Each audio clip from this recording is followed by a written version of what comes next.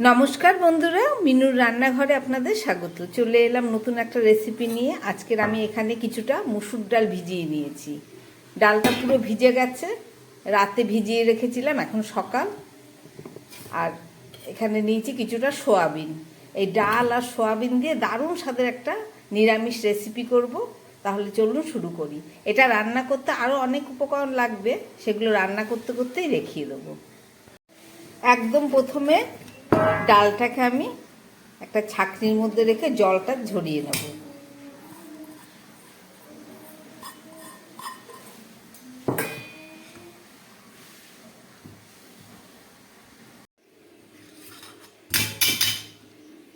জলটা একদম ঝরিয়ে নিলাম। এবারে একটা মিক্সিং জার নিয়ে নিলাম।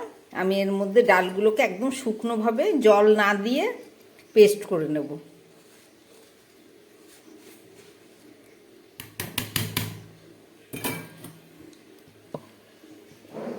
চলুন, ডালটা একদম শুকনো পেস্ট করে নিলাম। এবার চলুন শুরু করি।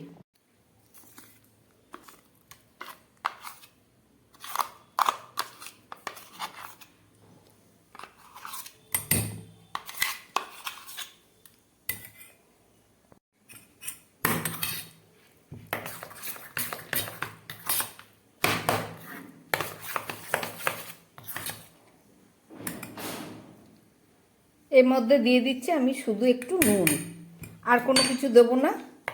দিয়ে খুব ভালো করে এটাকে মিশিয়ে নেব।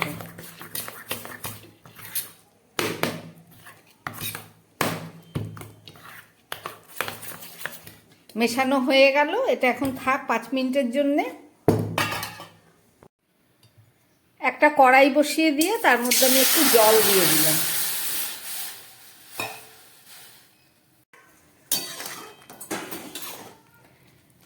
সোয়াবিনটা একটু সিদ্ধ করে নিলাম, এবার নামিয়ে নিচ্ছি।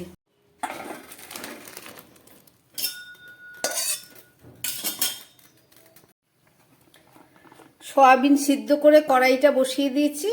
এবার এর মধ্যে দিয়ে দিচ্ছি আমি তেল।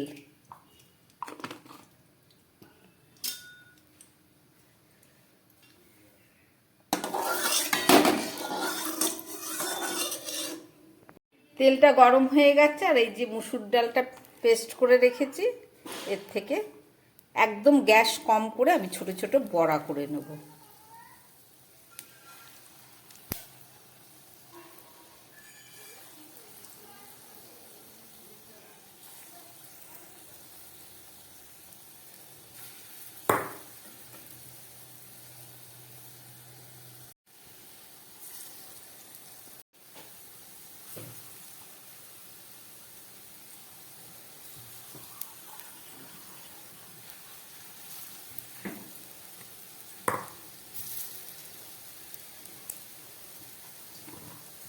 বাকি এই যে ডালটা রয়েছে, এই ডালটা আমি কাঁচা লঙ্কা দিয়ে বড়া করব, শুধু গরম ভাতে খাবার জন্য।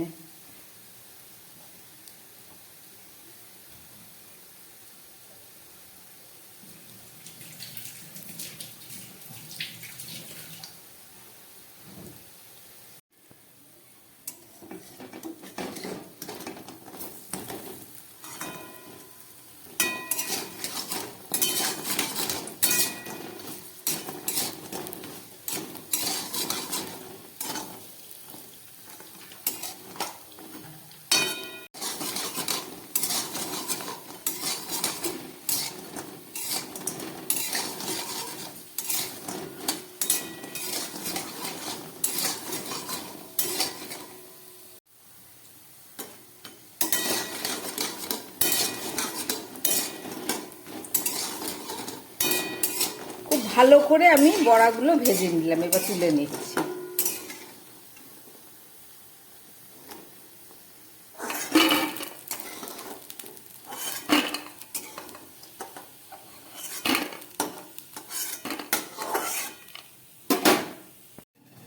বাকি যে ডালটা ছিল তার মধ্যে যে একটু কাঁচা লঙ্কা দিয়ে দিলাম। এবার এটাকেও বড়া করব।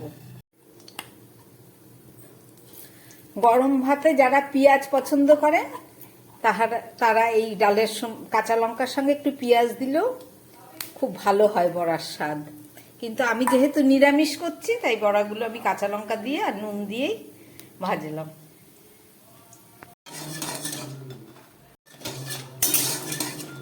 একদম গ্যাস কম করে একদম মচমচে করে ভেজে নিলাম।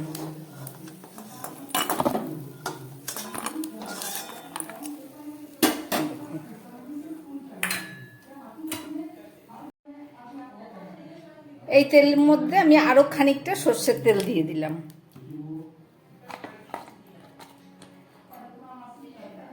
এই ফোড়নে একটা শুকনো লঙ্কা দিলাম,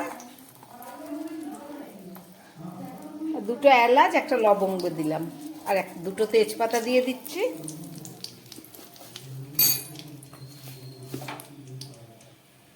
সঙ্গে দিয়ে দিচ্ছি একটু জিরে।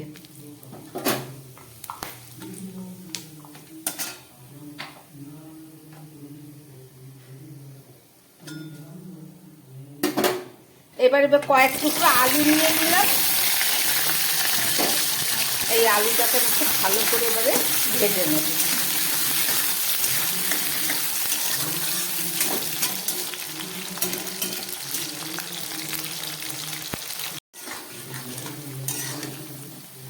আলুগুলোকে খুব ছাকা তেলে খুব ভালো করে ভেজে নিলাম।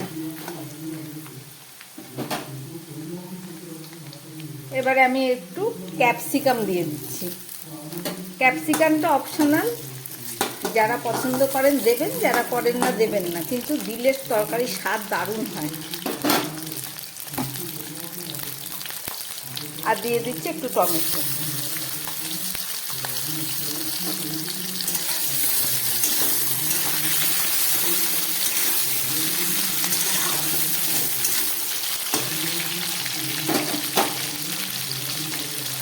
এবার দিয়ে দিচ্ছি পরিমাণ মতো নুন।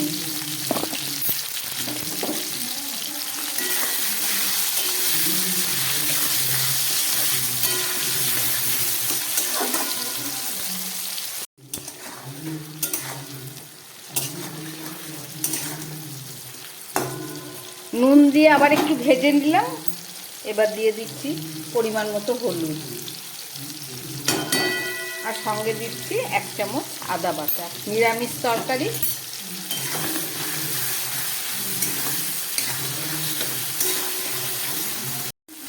দিয়ে দিচ্ছি 1 চামচ জিরের গুঁড়ো।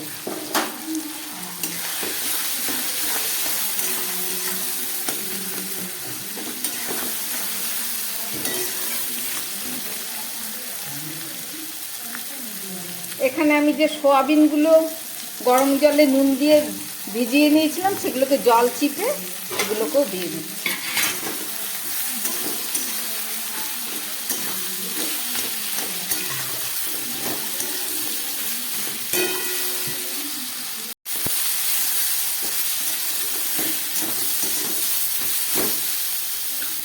দিয়ে দিচ্ছি দুটো লঙ্কা, সঙ্গে দিয়ে দিচ্ছি একটু কাশ্মীরি লঙ্কার গুঁড়ো, কালারটা ভালো আসবে।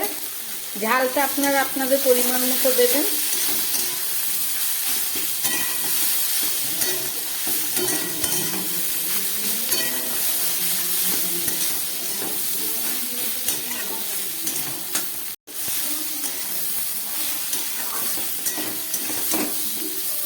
সোয়াবিন আলুটা খুব ভালোভাবে কষে গেছে।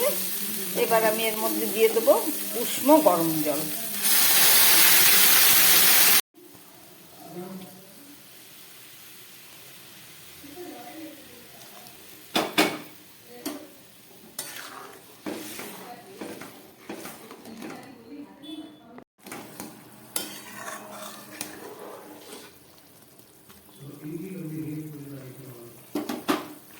ঝোলটা ফুটছে, এবারে ভেজে রাখা বড়াগুলো আমি এর মধ্যে দিয়ে দিচ্ছি।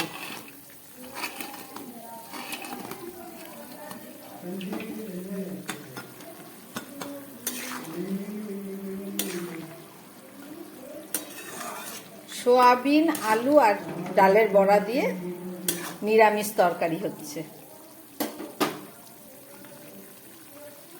নিরামিষ বলতে মুসুর ডাল তো অনেকে নিরামিষের মধ্যে ধরে না, কিন্তু যেহেতু আমি পেঁয়াজ রসুনটা দিলাম না সেই কারণে এটাকে নিরামিষই বলছি।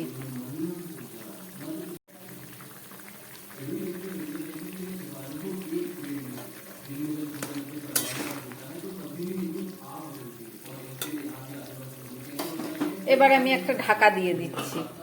ঢাকাটা দিয়ে গ্যাসটা একদম কম করে 6-7 মিনিট রান্না হোক, ফেরত এসে আবার দেখাচ্ছি। 6-7 মিনিট পরে ফেরত এসে ঢাকা খুলছি।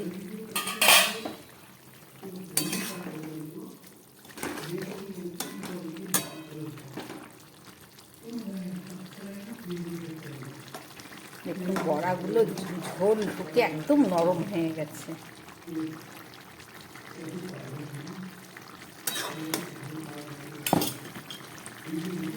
এবারে আমি একটু মশলা দেব। এখানে এই যে 1 চামচ ভাজা মশলা, এখানে একটু ধনে, গোলমরিচ আর শুকনো লঙ্কা একসঙ্গে শুকনো খোলায় ভেজে আমি গুঁড়ো করে নিয়েছি। এটা ঘরে বানানোই মশলা। নিরামিষ করছি পেঁয়াজ রসুন ছাড়া, সেই কারণে এই মশলাটা দিলাম।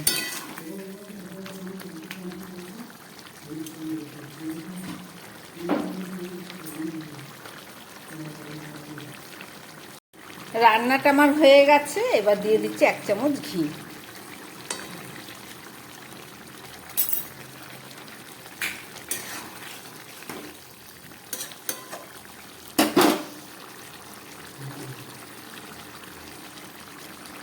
রান্নাটা একদম রেডি। আমি ঢাকা দিয়ে গ্যাসটা অফ করে দিচ্ছি। 2 মিনিট পরে ফেরত এসে দেখাচ্ছি।